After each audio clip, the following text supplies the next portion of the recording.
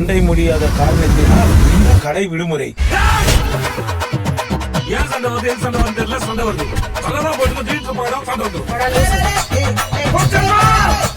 Are interacting with the people in their respective mother tongue.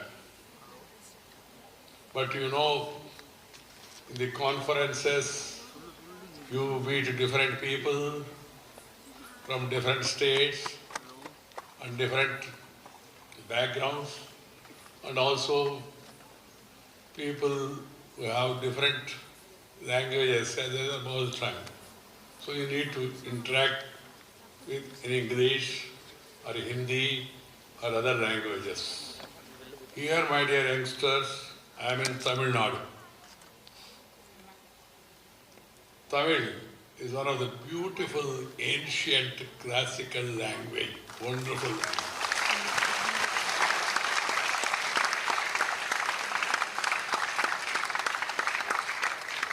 There are many Indian languages, undoubtedly.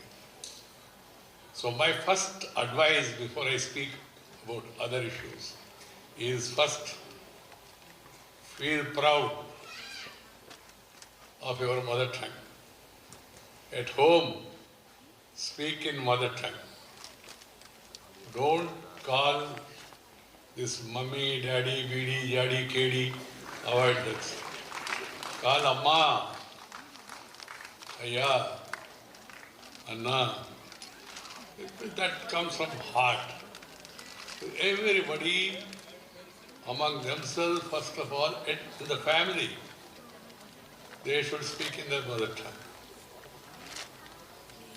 Mother tongue, I always insist on saying 4 things. 1, first, respect mother, who is responsible for the beautiful birth. Mother includes father also. And it's our tradition in this country, we call it as motherland. We never call it as a fatherland. That is the greatness of respect a woman this country, this culture has. Amma.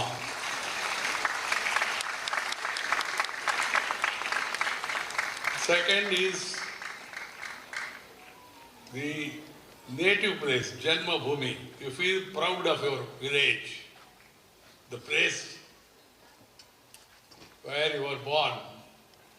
And back home tomorrow you become something great in your own way. But do something back home to your native place. Even if some youngsters, some of you may like to go to abroad, of course now they want to come back thanks to Mr. Trump. I'm really very happy that our boys and girls, they will all come back here and then useful for the society. If you want to go also, go, no problem. Go, land, earn and return. This is my 3-line advice to all the people who want to go abroad. Go, land, earn and return. Because returning back to our own native place, to our motherland, and spending time with our parents and grandparents, and with this beautiful people in the country, that is the most enjoyable thing in the life. Friends, today, this conference, concourse of India's international movement to unite nations, is a very important topic. That this event is being conducted by one of the world's largest youth-run organization that aims to bring the world closer the Indian way. Because we, in Indians, we believe in Vasudhaika Kutumbakam. The entire world is one family. That is the feeling of India. Sarve jana sukhino bhavantu. Share and care is the core of Indian philosophy. India was the richest once upon a time. Before the British takeover, we had great GDP in terms of GDP also. But they came here, they ruled us, they looted us, they cheated us. They cheated the minds of some of our people also, who later started telling us that they are great and we are inferior, they are superior. Robert Clive the Great, Alexander the Great, but not Veera Pandey Kattaboman, but not Allur Sitaramarazu, but not V.O. Chidambaram Pillai, but not Rani Rudramma. There are many great people, heroes in this country, but the history books never gave them importance because it was written, one, by those people, second, and people inspired by them because of the colonial rule we had. This non-profit youth organization, I'm told, works in 220 cities and 35 countries with the aim of uniting the world using the Indian approach, Vasudhaiva Kutumbakam.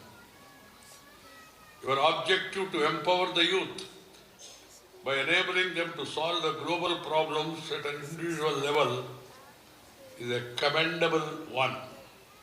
I learned that this course is being attended by 13, 19-year-olds from across the state who will be debating on various international, national and local issues.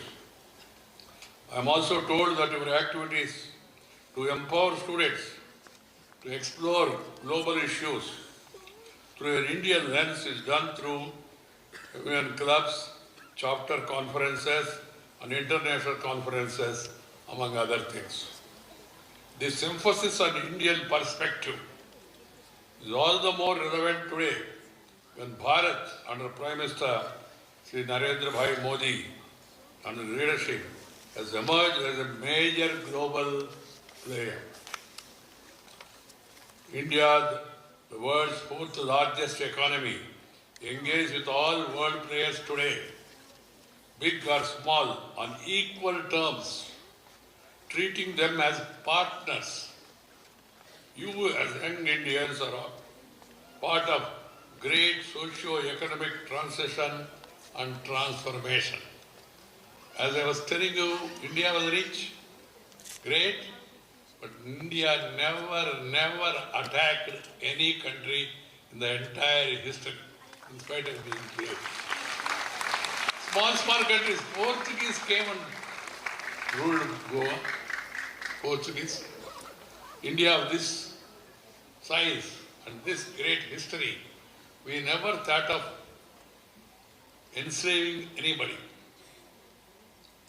because we believe in the concept of Vasudhaiva Kutumbakam. Youngsters, you are the drivers of the change, and the future of this great nation rests on your shoulders as our development journey takes us into Amrit Kal. Bharat is the fastest growing major economy in the world, ranking 4th. This assumes added significance in our country where 50% of the population is below 30 years of age and more than 65% of the population is under the age of 35 today.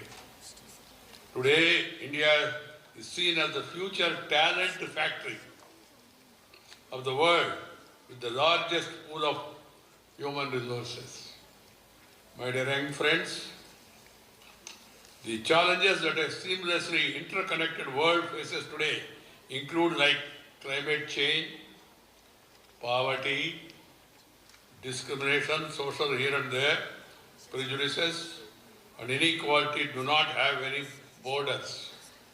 Therefore, we should strive even harder to ensure that our actions, big or small, have the power to make a difference for beyond our local communities.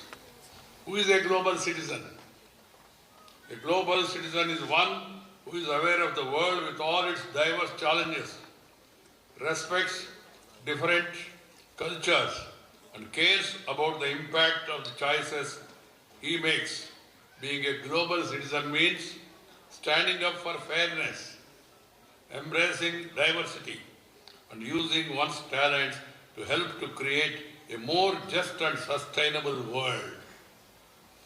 I'm glad that this organization is building a vast network of volunteers who have the creativity, passion, and tools to lead the real change. To think globally is to act with conviction and compassion, with the intrinsic knowledge that your small actions, when multiplied, can transform the world, the future of the nation, and by extension, the world is in your hands.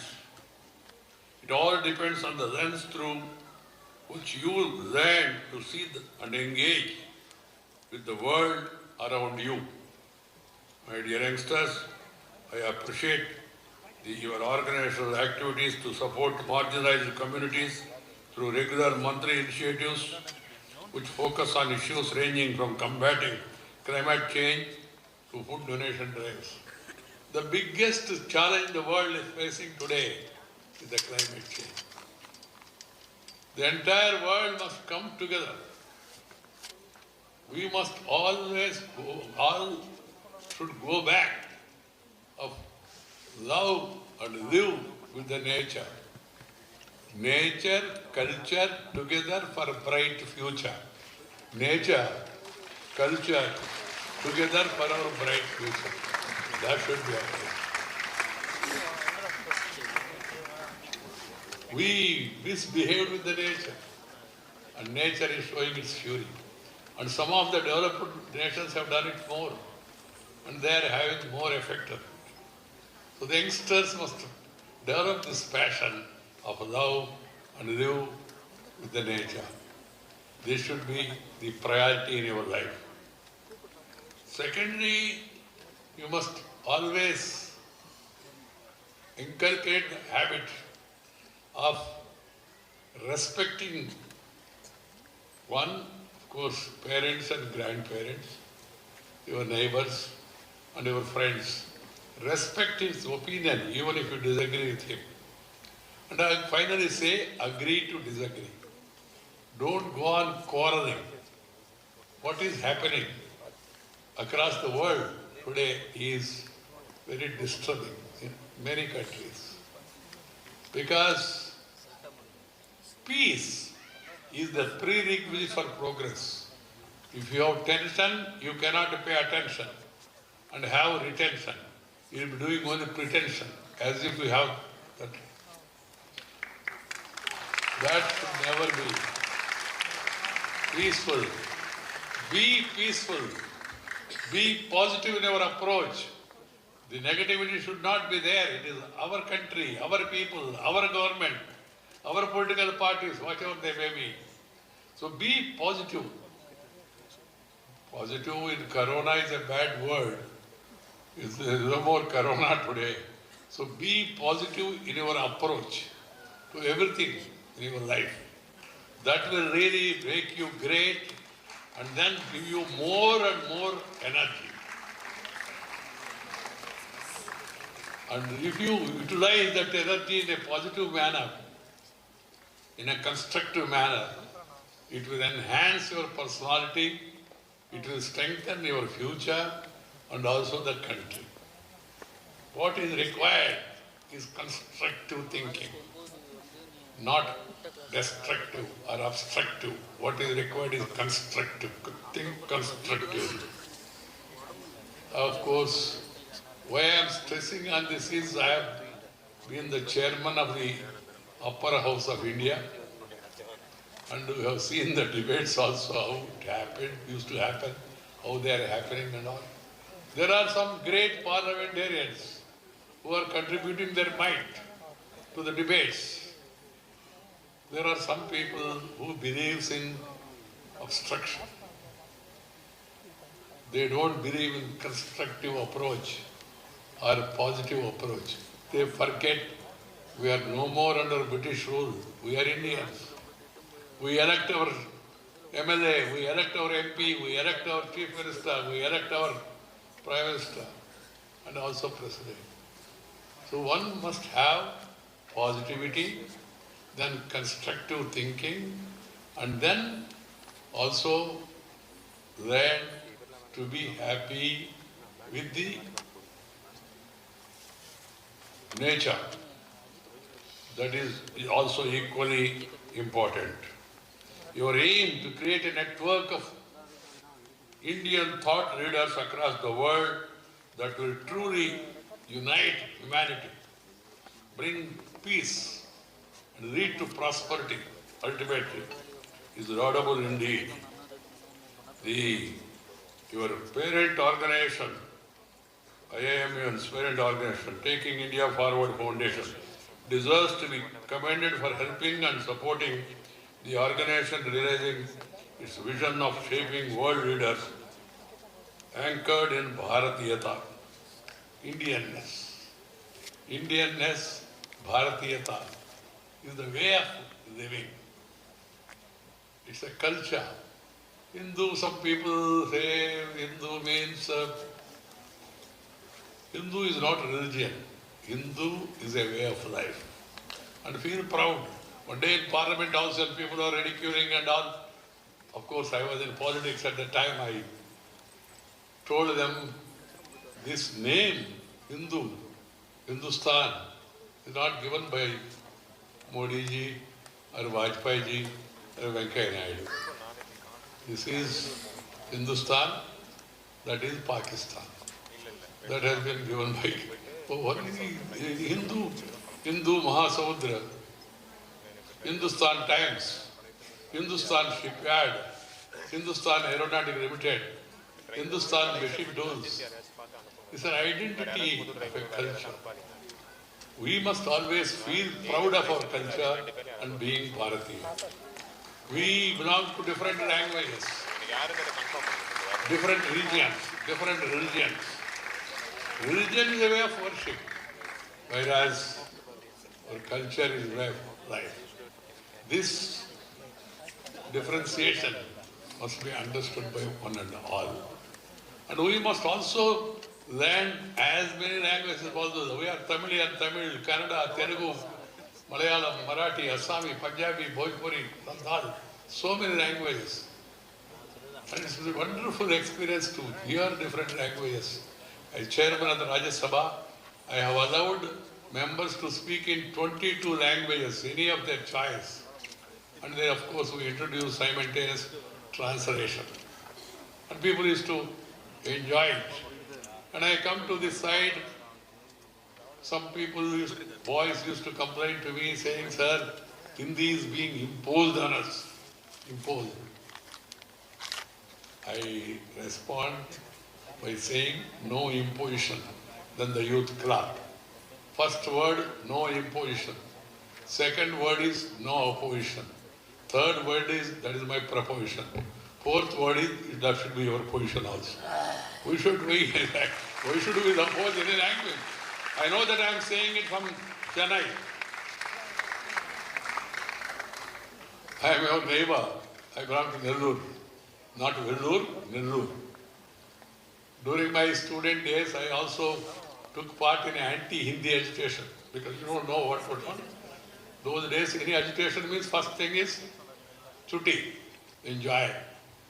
And then, why are we on strike?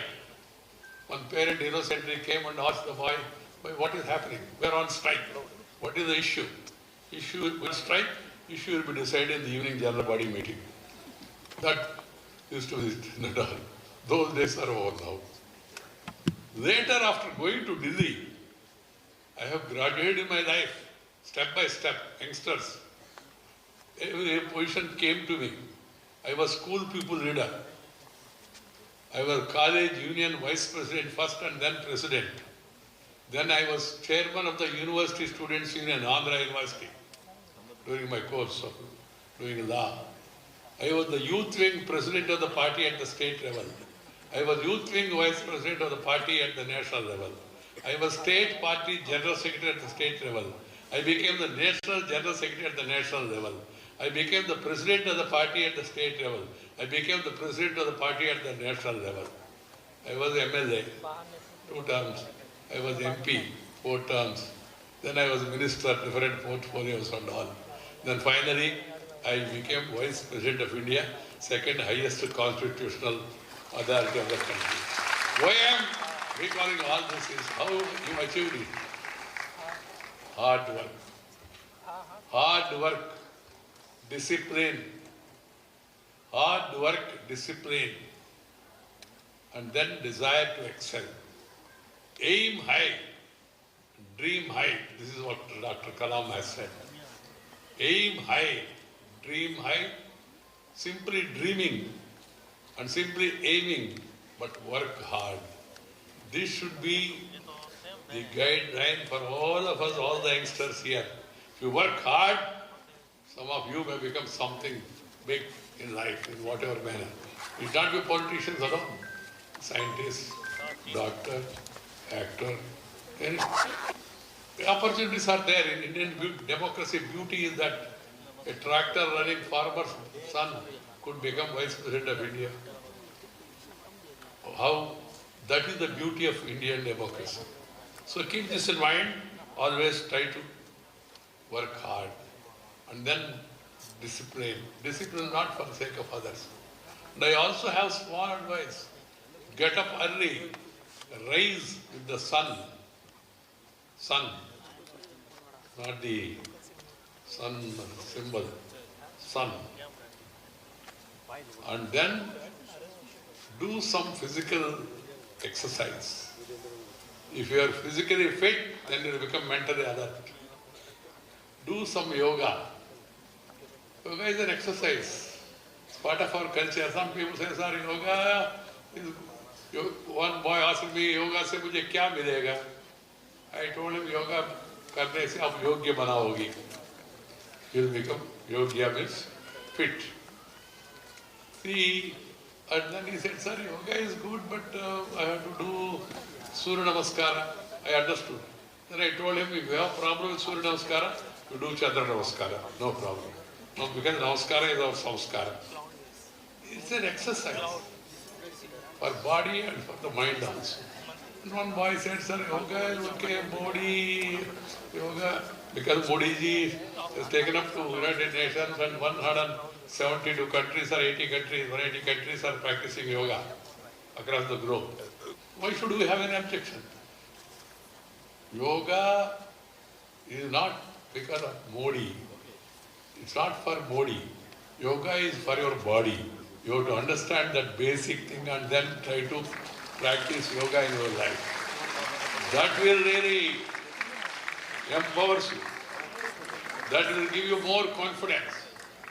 More confidence. And that will make you really work hard and faster. And the other small advice is, my dear youngsters, as I was telling about climate change, another problem is the health problems across the globe. The younger generation getting affected to various diseases and all. It's because of the food we eat. Avoid junk food. Avoid junk food. Prefer homemade, properly cooked food. Dr. M.S. Swaminathan, great son of this great country who comes from this state, he always used to advocate, eat protein food. Protein food. But what is happening? Not protein. We are eating a routine, this junk food. And one boy told me, sir, this food is instant food, sir. I told him, it is instant food means constant disease. Understand this. Food has to be cooked properly. And it's proved beyond now. We are told to us, our Indian food, and particularly South Indian food, Tamilian, your idli, your dosa, your vada, your sambar is internationally popular now across the globe. People prefer it, they enjoy it. Time tested. Our forefathers, for years together, they always prepared food in a proper manner. So please try to avoid junk food and then eat properly cooked food. This is my advice to all the youngsters. And then, my dear youngsters, you may surprise former Vice President We thought he's going to give us great advices. He is telling us to eat sambar, idli. He is telling us to get up early in the morning. And these are all basic things in life. Basic things in life. One can make you really great. So please remember these small things. And then, as I told you, respect your parents, respect your grandparents, and respect your culture, your tradition, and then respect the Indian way of life. Share and care. Share and care is the core of our Indian philosophy. Sharing with others, caring for others. This has been our culture. If you want to really unite all the nations in the Indian way, first understand what is Indian way. And then try to influence others. Irrespective of caste, creed, sex, religion and region, we are Indians, we are Bharatiyas. This approach has to be there in our mind. My dear youngsters, and also try to learn as much as you can. Passion. You must have the passion to learn things, to specialize in things, and then help the society. Ultimate aim of the research, education, and study is how to make the life of the people comfortable, life of the people happy, life of the people peaceful. That is the ultimate aim. It's not simply reading the books. It is to understand things which make people's life happy. Country is moving forward. Now India is becoming a leader in many of the areas, but in moving faster, we should not leave our cultural, ethical values. What is happening in the society is disturbing. What is happening across the globe is also disturbing. One is losing peace is another thing. Other thing also we are seeing what is happening across the globe. Another disturbing trend is we are losing tolerance, becoming increasingly intolerant. We are not able to really appreciate the other's point of view and then live in harmony. Harmonious life is always very happy, graceful. So move in that direction, think in that direction, and then be happy. So passion to learn.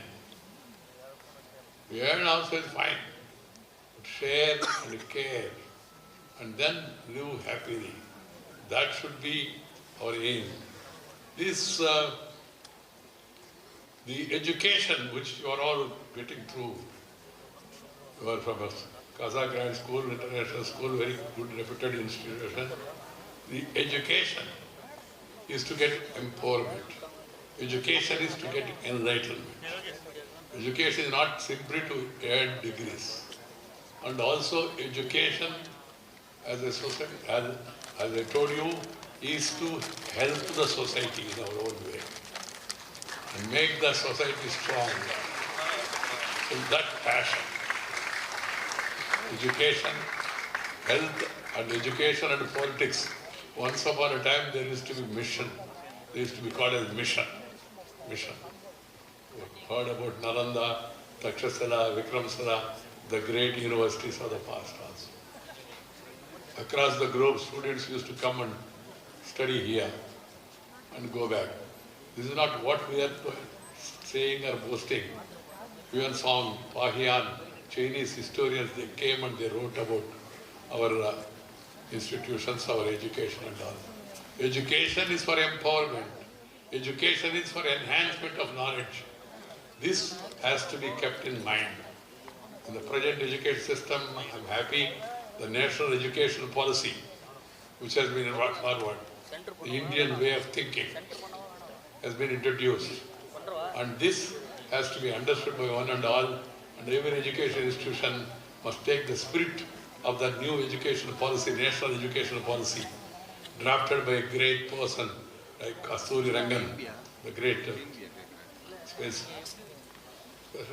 We should follow that model, and we should follow our system. Small things also. Small things. Small, say namaste. One boy told me, sir, good morning. I told him, why don't you say namaste? He said, sir, that's the practice now. What is the practice? Namaste. Namaskara is our samskara. If you say good morning, after some time you have to say good afternoon. Then by evening you have to say good evening. By night you have to say good night. You don't know whether it's going to be good night or bad night. Simple. 24/7. Namaste. Vanakkam. Namaskaram. Nandri. Our own words are there, na? Why don't you use all this in your regular life? And this really brings a change in the society also. I told also, they said, Excellency, I said, don't call me Excellency. Say, Honorable Vice President. Happy, that's all. This is all colonial past. English fellows, everything, they said, Your Excellency. Your Excellency. That was been introduced by English fellows. I am not against English language. Learn English as a language, but don't become an English person. Be an Indian. Be a Bharatiya. Be a Tamilian. Learn Tamil, Telugu, Kannada, Malayalam, Marathi, Assami, Punjabi, Bhojpuri, Hindi, English also. No problem at all. Some people, one boy told me, sir, and I was saying, you are insisting on mother tongue. I said, mother tongue is like eyesight.